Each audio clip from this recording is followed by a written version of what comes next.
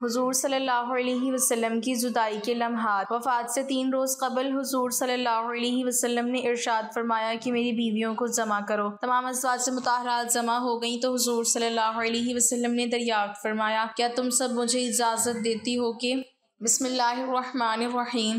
حضور صلی اللہ علیہ وسلم کے پاس ایک گدھا تھا جس پر بیٹھ کر آپ صلی اللہ علیہ وسلم سواری کیا کرتے تھے۔ اس زمانے میں گدھے پر سواری کرنا کوئی برا نہیں سمجھا جاتا تھا۔ حضور صلی اللہ علیہ وسلم کے اس گدھے کا نام یافور تھا۔ اس کی بڑی عجیب کہانی ہے۔ حدیث کی کتابوں میں ہے کہ جب خیبر کی جنگ ہوئی تو مال غنیمت کا بہت سارا سامان حضور صلی اللہ علیہ وسلم کے پاس لایا گیا۔ اس میں یہ گدھا بھی تھا۔ جب سارا مال صحابہ کرام میں تقسیم ہو رہا تھا تو یہ گدھا آگے بڑھ کر حضور صلی اللہ علیہ وسلم کے پاس آ کر کھڑا ہو گیا اور اپنی زبان میں حضور صلی اللہ علیہ وسلم سے کہنے لگا کہ اے اللہ کے رسول، میں اس نسل سے ہوں کہ جس پر نبیوں نے سواری کی ہے۔ اب میں اپنی نسل میں سب سے آخری بچا ہوں اور آپ نبیوں میں سب سے آخری نبی ہیں، اس لیے میں آپ سے سفارش کرتا ہوں کہ آپ مجھے اپنی سواری کے لیے قبول کر لیں۔ تو حضور صلی اللہ علیہ وسلم نے یافور گدھے کو اپنی سواری کے لیے خاص کر لیا۔ سیرت کی کتابوں میں اس گدھے کے بارے میں لکھا ہوا ہے کہ کبھی اگر حضور صلی اللہ علیہ وسلم کے پاس کوئی صحابی نہ ہوتے اور آپ کو کسی صحابی کو بلانا ہوتا تھا تو آپ یافور کو حکم دیتے کہ اے یافور جاؤ اور ابو بکر کو بلا لاؤ یا عمر کو بلا لاؤ یا فلاں صحابی کو بلا لاؤ۔ تو یافور پھر دوڑتا ہوا ان صحابی کے دروازے پر جاتا اور زور سے دروازے پر ایک دھکا دیتا۔ وہ صحابی باہر نکلتے، سامنے یافور کو کھڑا دیکھ کر سمجھ جاتے کہ حضور صلی اللہ علیہ وسلم کا بلاوا آیا ہے اور پھر وہ صحابی جلدی سے بارگاہ رسالت میں تشریف لاتے ہیں۔ یہ یافور گدھا حضور صلی اللہ علیہ وسلم سے اتنی زیادہ محبت کرتا تھا کہ جس دن آپ صلی اللہ علیہ وسلم کی وفات ہوئی تو یافور کو جیسے ہی خبر ہوئی تو وہ دوڑتا ہوا حضور کے کمرے میں آیا اور حضور صلی اللہ علیہ وسلم کے جسم مبارک کو دیکھ کر رونے لگا اور پھر واپس لوٹ کر مدینہ کی گلیوں میں تیز تیز چلاتا ہوا دوڑنے لگا۔ پورا دن دوڑتا رہا، آخر ایک کنویں میں کود کر اپنی جان دے دی۔ حضور صلی اللہ علیہ وسلم کے پاس ایک اونٹنی تھی، اس کا نام شہپا تھا۔ اس کو جب خبر ہوئی کہ حضور کی وفات ہو گئی ہے تو اپنی جگہ پر بیٹھے بیٹھے رونے لگی اور چارہ پانی چھوڑ دیا، یہاں تک کہ 10 دنوں میں اسی جگہ پر بیٹھے بیٹھے اس اونٹنی کی موت ہو گئی۔ ایک بار حضور صلی اللہ علیہ وسلم صحابہ کرام کے ساتھ ایک جگہ پر بیٹھے ہوئے تھے۔ کافر لوگ تھوڑی دور پر بیٹھے حضور صلی اللہ علیہ وسلم کا مذاق اڑا رہے تھے۔ اتنی دیر میں وہاں سے ایک دیہاتی آدمی گزرا۔ اس نے کافروں سے پوچھا کہ یہ سامنے کون لوگ بیٹھے ہیں؟ تو کافروں نے بتایا کہ یہ محمد ہے اور ان کے ساتھی ہیں۔ اس دیہاتی نے پوچھا کہ یہ کیا کہتے ہیں؟ کافروں نے کہا کہ یہ کہتے ہیں کہ میں اللہ کا رسول ہوں، تم لوگ میری مان لو تو دنیا آخرت میں کامیاب ہو جاؤ گی۔ اس دیہاتی نے کہا اچھا میں دیکھتا ہوں۔ اس دیہاتی کے ہاتھ میں مری ہوئی گوہ تھی۔ یہ چھپکلی کی طرح ایک جانور ہوتا ہے، یہ دیوار پر چپک جاتی ہے۔ اس دیہاتی نے حضور کے سامنے وہ گوہ پھینکتے ہوئے کہا کہ اے محمد، اگر یہ گوہ گواہی دے دے کہ آپ اللہ کے رسول ہیں تو میں ابھی کلمہ پڑھ کر مسلمان ہو جاؤں گا۔ اس دیہاتی نے مذاق اڑانے کے لیے حضور سے یہ باتیں کہی تھی۔ حضور صلی اللہ علیہ وسلم اپنی جگہ سے اٹھے اور اس گوہ کے پاس آ کر کھڑے ہو گئے اور پھر فرمایا کہ اے گوہ اٹھ جا اور گواہی دے۔ یہ سن کر وہ مری ہوئی گوہ نے اپنی آنکھیں کھولی اور حضور کے سامنے سیدھا ہو کر بیٹھ گئی اور کہنے لگی یا رسول اللہ، میں گواہی دیتی ہوں کہ آپ اللہ کے سچے رسول ہیں۔ یہ دیکھ کر وہ دیہاتی اسی وقت مسلمان ہو گیا۔ ناظرین، حضرت فاطمہ رضی اللہ تعالیٰ عنہ فرماتی ہیں کہ میں حضور صلی اللہ علیہ وسلم کے سرانے بیٹھی ہوئی تھی کہ کسی شخص نے السلام علیکم یا اہل بیت و نبوہ کہہ کر اندر آنے کی اجازت طلب کی۔ میں نے کہا اے اللہ کے بندے، اللہ تمہیں جزائے خیر دے، آپ صلی اللہ علیہ وسلم کو آرام کرنے دو۔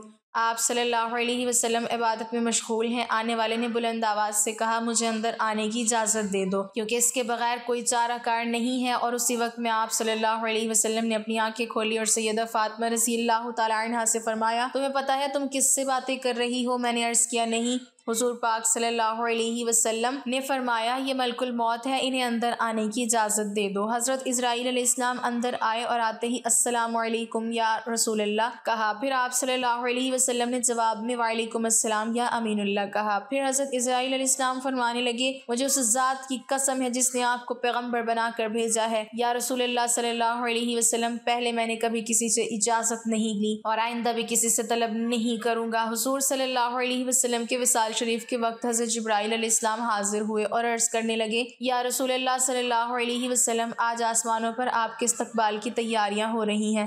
اللہ تعالیٰ نے جہنم کے داروغہ مالک کو حکم دیا ہے کہ مالک میرے حبیب صلی اللہ علیہ وسلم کی روح مبارک آسمانوں پر تشریف لا رہی ہے، اس اعزاز میں دوزخ کی آگ کو بجھا دو، اور جنت کی حوروں سے فرمایا ہے کہ تم سب سجو سنورو، اور فرشتوں سے فرمایا کہ تعظیم روح مصطفیٰ صلی اللہ علیہ وسلم کے لیے صف بصف کھڑے ہو جاؤ، اور اللہ تعالیٰ نے مجھے حکم فرمایا ہے کہ میں آپ صلی اللہ علیہ وسلم کی خدمت میں حاضر ہو کر آپ کو بشارت دوں کہ تمام انبیاء اور ان کی امتوں پر جنت حرام ہے جب تک کہ آپ اور آپ صلی اللہ علیہ وسلم کی امت جنت میں داخل نہ ہو جائے، اور کل قیامت کو اللہ پاک آپ کی امت پر آپ کی طفیل اس قدر بخشش اور مغفرت کی بارش فرمائے گا کہ آپ راضی ہو جائیں گے۔ وفات کے وقت حضور صلی اللہ علیہ وسلم نے ملک الموت سے فرمایا، اے ملک الموت، مجھے اپنے رب کی ملاقات کا شوق ہے، اب تم جس کام کے لیے آئے ہو وہ کام کرو۔ ملک الموت نے فرمایا کہ مجھے حکم ہے کہ اگر آپ صلی اللہ علیہ وسلم کی مرضی ہو تب ہی روح مبارک قبض کروں۔ حضور صلی اللہ علیہ وسلم نے ملک الموت کو روح قبض کرنے کی اجازت دے دی۔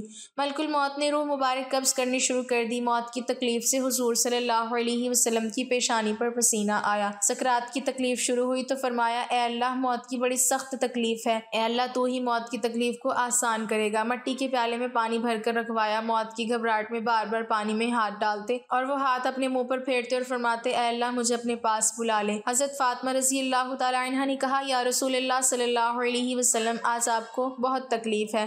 پھر آپ صلی اللہ علیہ وسلم نے فرمایا، اے فاطمہ، آج کے بعد تیرے بابا پر کوئی تکلیف نہیں ہوگی۔ اے فاطمہ، جب میرا انتقال ہو جائے تو تم انا للہ و انا الیہ راجعون کہنا۔ پھر فرمایا، اے ملک الموت، تم اپنا کام پورا کرو۔ پھر آپ صلی اللہ علیہ وسلم کو نزع کی تکلیف زیادہ ہوئی۔ پھر حضرت جبرائیل علیہ السلام نے حضور صلی اللہ علیہ وسلم کی طرف سے اپنا منہ پھیر لیا۔ حضور صلی اللہ علیہ وسلم نے فرمایا، اے جبرائیل، کیا اس وقت میرا منہ تمہیں اچھا معلوم نہیں ہوتا جو تم نے منہ پھیر لیا؟ پھر حضرت جبرائیل علیہ السلام روئے اور عرض کرنے لگے، یا رسول اللہ صلی اللہ علیہ وسلم، کس دل سے آپ کی نزع کی حالت دیکھ سکتا ہوں؟ پھر حضور صلی اللہ علیہ وسلم نے فرمایا، اے لوگو، دیکھو نماز کی حفاظت کرنا۔ یہ فرما کر پھر رسول اللہ صلی اللہ علیہ وسلم نے فرمایا، یا رب امتی۔ یہ کہتے کہتے آپ صلی اللہ علیہ وسلم کی جان سینے تک پہنچ چکی تھی، نیچے کے جسم کی جان نکل چکی تھی، مگر امت گناہگار کا کلمہ منہ پر جاری تھا۔ حضرت جبرائیل علیہ السلام نے عرض کیا، رب العالمین فرماتا ہے کہ اس امت کی اس قدر محبت آپ کے دل میں کس نے ڈالی؟ تو آپ صلی اللہ علیہ وسلم نے فرمایا، اللہ تعالیٰ نے، کہ اللہ تعالیٰ فرماتا ہے، آپ صلی اللہ علیہ وسلم کی امت پر 1000 درجہ آپ سے زیادہ مہربان ہے۔ اے نبی صلی اللہ علیہ وسلم، تم اپنی امت کو میرے سپرد کر کے موت کی تکلیف کو آسان کیجیے۔ تو یہ سن کر آپ صلی اللہ علیہ وسلم نے فرمایا کہ اب میرا دل ٹھنڈا ہوا، اور آپ صلی اللہ علیہ وسلم نے فرمایا، اب مجھے بلا لے۔ پھر بے ہوشی طاری ہوئی اور ماتھے پر مشک کی خوشبو کا پسینہ جاری ہوا۔ ناظرین، کی رات کا وقت ہے، حضرت محمد مصطفیٰ صلی اللہ علیہ وسلم نزع کی حالت میں ہیں اور حجرہ مبارک میں ہیں۔ دنیا کی قلت کے سبب چراغ میں تیل نہیں ہے۔ حضرت عائشہ صدیقہ رضی اللہ تعالیٰ عنہا نے اٹھ کر ہمسایہ کی عورتوں کے پاس چراغ بھیج کر کہا کہ اللہ کے واسطے 2 بوند تیل کے ہمارے چراغ میں ڈال دو کہ جناب رسول خدا صلی اللہ علیہ وسلم اندھیرے میں وفات پا رہے ہیں۔ ہاتھ آپ صلی اللہ علیہ وسلم کا آسمان کی طرف تھا، زبان پر کلمہ جاری تھا، اور آپ صلی اللہ علیہ وسلم کی گردن ایک طرف ہو گئی، چاروں طرف روشنی ہی روشنی پھیل گئی اور روح مبارک آسمان کی طرف پرواز کر گئی۔ اور ناظرین، ایک بہترین خوشبو حجرہ مبارک میں پیدا ہوئی۔ طبیعت نے جان لیا کہ حضور صلی اللہ علیہ وسلم براق پر سوار ہوئے واپس نہ آئیں گے۔ حضرت علی رضی اللہ تعالیٰ عنہ نے فرمایا کہ میں نے ملک الموت کی آواز سنی، یہ روح مبارک قبض کر کے چلے تھے، روتے جاتے تھے، واہ محمد کہتے جاتے تھے۔ حضرت فاطمہ رضی اللہ تعالیٰ عنہ نے جب دیکھا کہ روح مبارک پرواز کر گئی، حضور صلی اللہ علیہ وسلم کے پاس آ کر چہرہ مبارک کو دیکھا۔ آپ صلی اللہ علیہ وسلم آرام فرما رہے تھے، ماتھے پر پسینہ تھا، اور حضرت فاطمہ رضی اللہ تعالیٰ عنہ نے پکارا، اے نبی صلی اللہ علیہ وسلم، رب کا بلاوا منظور کر لیا، ہم کو چھوڑ کر اپنے رب کے پاس چلے گئے۔ اے نبی صلی اللہ علیہ وسلم، اگر جبرائیل علیہ السلام آپ کو تلاش کرتے ہوئے آئیں گے تو ہم کہیں گے کہ تم کس کی تلاش کرتے ہو؟ جنہیں تم دیکھتے ہو اس جہاں سے تشریف لے گئے ہیں۔ اے نبی صلی اللہ علیہ وسلم، جنت الفردوس میں ٹھکانہ کر دیا۔ جب گھر سے رونے کی آواز باہر آئی اور صحابہ اکرام رضی اللہ عنہم نے سنی تو گھبرا کر بے تاب ہو کر دہلیز مبارک پر سر مارنے لگے۔ حضور صلی اللہ علیہ وسلم کی وفات کی خبر سن کر صحابہ اکرام کی عقلیں جاتی رہیں۔ حضرت عبداللہ بن انیس رضی اللہ تعالیٰ عنہ غم سے انتقال کر گئے۔ حضرت عمر رضی اللہ تعالیٰ عنہ بھی دیوانہ ہو گئے، دیوانوں کی طرح حجرہ مبارک پر آئے اور عرض کیا، مجھے ذرا حضور صلی اللہ علیہ وسلم سے ملا دو، ایک نظر مجھے حضور سے ملا دو۔ اہل بیت نے حضرت عمر رضی اللہ تعالیٰ عنہ کو حجرے میں بلایا۔ حضرت عمر رضی اللہ تعالیٰ عنہ نے دیکھا کہ آپ صلی اللہ علیہ وسلم لیٹے ہوئے ہیں۔ آپ صلی اللہ علیہ وسلم کے منہ سے چادر سرکا کر دیکھا اور کہا، کہا کہ آج ایسی غشی اور بے ہوشی ہوئی ہے کہ آپ ہوشیار نہیں ہوتے، کیا کوئی وحی اتری ہے؟ حضرت عمر رضی اللہ تعالیٰ عنہ نے اپنی آنکھوں سے دیکھ لیا مگر ان کے دل کو یقین نہیں ہوا کہ آپ صلی اللہ علیہ وسلم وفات پا گئے ہیں۔ جب رسول اللہ صلی اللہ علیہ وسلم کا وصال ہوا تو آپ صلی اللہ علیہ وسلم کے غسل کے متعلق سوال پیدا ہوا کہ آپ صلی اللہ علیہ وسلم کو عام آدمیوں کی طرح برہنہ غسل دیا جائے یا پھر کپڑے میں؟ تمام موجود لوگوں پر خواب کا غلبہ ہو گیا، یہاں تک کہ تمام اپنے اپنے سینوں پر تھوڑیاں رکھ کر آرام کرنے لگے۔ اسی وقت ان کے کانوں میں آواز آئی، رسول خدا صلی اللہ علیہ وسلم کو ان کے بحران میں ہی غسل دو۔ حضرت سیدنا امیر المومنین حضرت علی رضی اللہ تعالیٰ عنہ فرماتے ہیں کہ مجھے حضرت محمد صلی اللہ علیہ وسلم نے وصیت فرمائی کہ میرے غسل کا انتظام تم ہی کرنا، کیونکہ میرے سطر پر جس کی بھی نگاہ پڑے گی وہ نابینا ہو جائے گا۔ حضرت علی رضی اللہ تعالیٰ عنہ نے آپ صلی اللہ علیہ وسلم کو غسل دیتے ہوئے آپ کے بدن مبارک پر کسی قسم کا کوئی میل نہ دیکھا، تو اسی وقت حضرت علی رضی اللہ تعالیٰ عنہ کی زبان پر آیا، یا رسول اللہ صلی اللہ علیہ وسلم، آپ پر میرے ماں باپ قربان، آپ کتنے پاکیزہ ہیں۔ حضور صلی اللہ علیہ وسلم کی تدفین کے دن اس قدر خاموشی چھا گئی کہ بعض صحابہ باز کو دیکھنے نہ پائے، اگر وہ اپنی ہتھیلی کو کھول دے تو کچھ نظر نہیں آتا۔ یہ تاریکی حضور صلی اللہ علیہ وسلم کی تدفین تک چھائی رہی۔ حضرت علی رضی اللہ تعالیٰ عنہ کا بیان ہے، جب حضور صلی اللہ علیہ وسلم کا انتقال ہوا تو غیب سے آواز آئی، السلام علیکم یا اہل بیت ورحمۃ اللہ وبرکاتہ۔ کہتے ہیں حضور صلی اللہ علیہ وسلم جب وفات پا گئے تو آپ کے مؤذن حضرت عبداللہ بن زید رضی اللہ تعالیٰ عنہ نے یہ خبر سنی تو اس قدر غمزدہ ہوئی کہ نابینا ہونے کی دعا مانگنے لگے اور کہنے لگے، میرے آقا کے بغیر یہ دنیا میرے لیے کسی کام کی نہیں رہی۔ آپ اسی وقت نابینا ہو گئے۔ لوگوں نے کہا، تم نے یہ دعا کیوں مانگی؟ تو انہوں نے فرمایا کہ لذت نگاہ تو آنکھوں میں ہے، مگر حضور صلی اللہ علیہ وسلم کے بعد اب میری آنکھیں کسی کے دیدار کا شوق نہیں رکھتی۔ حضرت علی رضی اللہ تعالیٰ عنہ کہتے ہیں، جب ہم حضور صلی اللہ علیہ وسلم کو دفن کر رہے تھے تو ایک اعرابی آ کر حضور صلی اللہ علیہ وسلم کی تربت پر لیٹ گیا اور کہتا تھا، یا رسول اللہ صلی اللہ علیہ وسلم، آپ نے حکم دیا اور ہم نے سنا، آپ نے قرآن کریم اللہ تعالیٰ سے سیکھا اور ہم نے آپ سے سیکھا۔ اللہ تعالیٰ نے فرمایا، اگر یہ لوگ اپنی جانوں پر ظلم کریں اور آپ کی بارگاہ میں حاضر ہو کر اللہ تعالیٰ سے استغفار کریں اور اللہ کے رسول صلی اللہ علیہ وسلم ان کی بخشش طلب کریں تو وہ اللہ کو بہت توبہ قبول کرنے والا اور رحم کرنے والا پائیں گے۔ ہم نے اپنی جانوں پر ظلم کیا اور آپ صلی اللہ علیہ وسلم کی بارگاہ میں حاضر ہوئے تاکہ آپ ہماری بخشش طلب کریں۔ اسی وقت قبر اطہر سے آواز آئی کہ تم بخش دیے گئے ہو، تم بخش دیے گئے ہو۔ نبی اکرم صلی اللہ علیہ وسلم کی خبر وفات کے بعد مسلمانوں کے جگر کٹ گئے، قدم لڑکھڑا گئے، چہرے بجھ گئے، آنکھیں خون بہانے لگیں، ارض و سما سے خوف آنے لگا، سورج تاریک ہو گیا، آنسو بہہ رہے تھے اور نہیں تھمتے تھے۔ کئی صحابہ حیران و سرگردان ہو کر آبادیوں سے نکل گئے، کوئی جنگل کی طرف بھاگ گیا، جو بیٹھا تھا بیٹھا رہ گیا، جو کھڑا تھا اس کو بیٹھ جانے کا یارانہ ہوا۔ مسجد نبوی قیامت سے پہلے قیامت کا نمونہ پیش کر رہی تھی۔ صدیق اکبر تشریف لائے اور چپ چاپ عائشہ میں داخل ہو گئے۔ یہاں رحمت للعالمین صلی اللہ علیہ وسلم کی میت پاک پڑی تھی۔ صدیق اکبر نے چہرہ اقدس سے کپڑا اٹھا کر پیشانی مبارک پر بوسہ دیا اور پھر چادر ڈھک دی اور رو کر کہا، نبی اکرم صلی اللہ علیہ وسلم پر میرے ماں باپ قربان، آپ کی زندگی بھی پاک تھی اور موت بھی پاک ہے، واللہ اب آپ پر دو موتیں وارد نہیں ہوں گی۔ اللہ نے جو موت لکھ رکھی تھی آپ نے اس کا ذائقہ چکھ لیا اور اب اس کے بعد موت ابد تک آپ کا دامن نہ چھو سکے گی۔ جب صدیق اکبر رضی اللہ تعالیٰ عنہ مسجد نبوی میں تشریف لائے، عمر فاروق غایت بے بسی سے نڈھال کھڑے تھے اور بڑے درد و جوش سے اعلان کر رہے تھے کہ منافقین کہتے ہیں کہ محمد انتقال فرما گئے ہیں، واللہ آپ نے وفات نہیں پائی۔ آپ اللہ تعالیٰ کی بارگاہ میں موسیٰ علیہ السلام کی طرح طلب کیے گئے ہیں جو 40 روز غائب رہ کر واپس آ گئے تھے۔ اس وقت موسیٰ کی نسبت میں یہی کہا جاتا تھا کہ آپ وفات پا گئے ہیں۔ خدا کی قسم محمد صلی اللہ علیہ وسلم بھی انہی کی طرح دنیا میں واپس تشریف لائیں گے اور لوگوں کے ہاتھ پاؤں کاٹ دیں گے جو آپ پر وفات کا الزام لگاتے ہیں۔ صدیق اکبر نے عمر فاروق کا کلام سنا تو فرمایا، عمر سنبھلو اور خاموش ہو جاؤ۔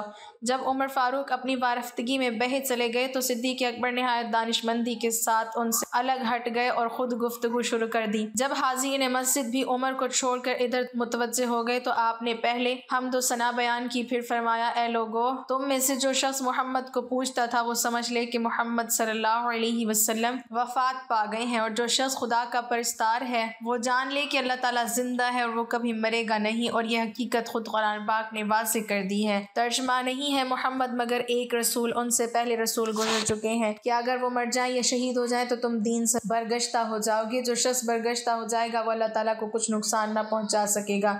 اور اللہ ان قریب شکر گزاروں کو جزا دے گا۔ اس آیت پاک کو سن کر تمام مسلمان چونک پڑے۔ عبداللہ فرماتے ہیں کہ خدا کی قسم ہم لوگوں کو ایسا معلوم ہوا کہ یہ آیت اس سے پہلے نازل ہی نہیں ہوئی تھی۔ عمر فرماتے ہیں کہ ابوبکر سے یہ آیت سن کر میرے پاؤں ٹوٹ گئے اور کھڑے رہنے کی قوت باقی نہیں رہی تھی۔ میں زمین پر گر پڑا اور مجھ کو یقین ہو گیا تھا کہ واقعی محمد رحلت فرما گئے ہیں۔ سیدہ فاطمہ غم سے نڈال تھی اور فرما رہی تھی پیارے باپ نے دعوت حق کو قبول کیا اور فردوس بری میں نزول فرمایا۔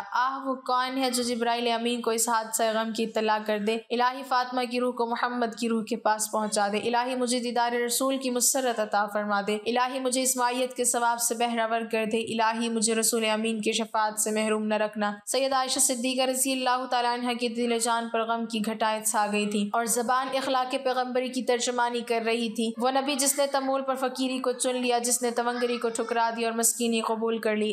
وہ صاحب خلق عظیم جو ہمیشہ آٹھوں پہر نفس سے جنگ آزما رہا۔ وہ اللہ کا پیغمبر جس نے ممنوعات کو کبھی آنکھ اٹھا کر بھی نہ دیکھا۔ وہ رحمت للعالمین جس کا باب فیض فقیروں اور حاجت مندوں کے لیے کھلا رہتا، جس کا رحیم دل اور پاک ضمیر کبھی دشمنوں کی ایذا رسانی سے غبار آلود نہ ہوا، جس کے موتی جیسے دانت توڑے گئے اور اس نے پھر بھی صبر کیا، جس کی پیشانی انور کو زخمی کیا گیا اور اس نے پھر بھی دامن عفو ہاتھ سے نہ جانے دیا۔ کہ آج اسی وجود سرمدی سے ہماری دنیا خالی ہے۔ جب حضور صلی اللہ علیہ وسلم کی وفات کا وقت قریب آیا تو آپ صلی اللہ علیہ وسلم نے وفات سے 3 دن پہلے ارشاد فرمایا کہ میری بیویوں کو جمع کرو۔ تمام ازواج مطہرات جمع ہو گئیں تو حضور صلی اللہ علیہ وسلم نے دریافت فرمایا کہ کیا تم سب مجھے اجازت دیتی ہو کہ میں یہ آخری کے دن حضرت عائشہ رضی اللہ تعالیٰ عنہ کے حجرے میں گزاروں؟ تو تمام ازواج مطہرات نے اجازت دے دی اور آپ صلی اللہ علیہ وسلم نے جدائی کے 3 دن حضرت عائشہ رضی اللہ تعالیٰ عنہ کے حجرے میں گزارے اور وہیں پر وصال فرمایا اور حضرت عائشہ رضی اللہ تعالیٰ عنہ کے حجرے میں ہی مدفون ہوئے۔ اللہ تعالیٰ ہمیں حضور صلی اللہ علیہ وسلم کے نقش قدم پر چلنے کی توفیق عطا فرمائے اور ہمیں ان کی سنت پر عمل کی توفیق عطا فرمائے، آمین۔ ناظرین، کمنٹ باکس میں اللہ تعالیٰ کے 99 ناموں میں سے ایک نام ضرور ٹائپ کریں۔